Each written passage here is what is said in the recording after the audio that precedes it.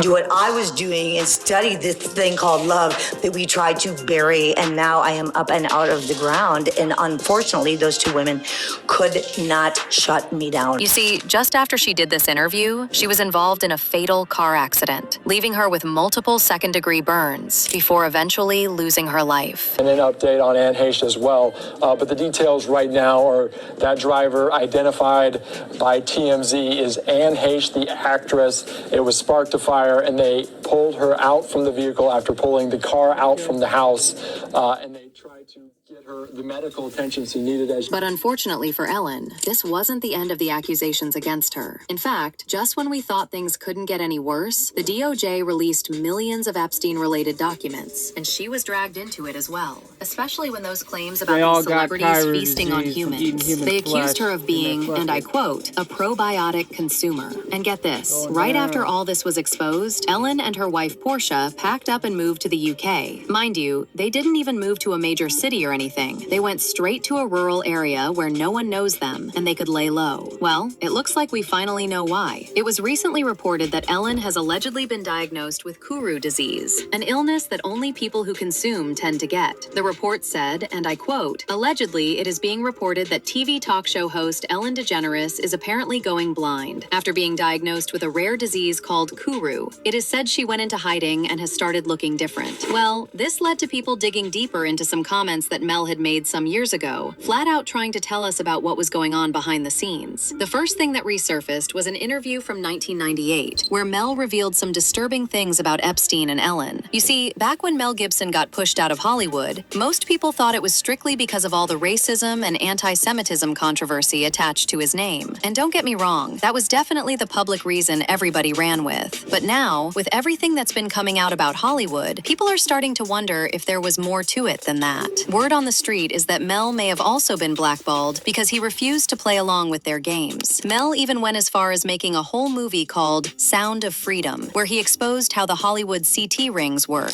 One of the most disturbing problems in our world today is human trafficking, and particularly the trafficking of children. Our future is our children. Now, the first step in eradicating this crime is awareness. Go see Sound of Freedom. But see, at the time, a lot of people completely missed the entire point of the movie. But with everything we know now about Ellen and Epstein, it's clear Mel had an agenda with this movie. You're going to be diverted. When I came over here, I was in my mid-20s. Right. The first time I really came over here. You know, I had a whole bunch of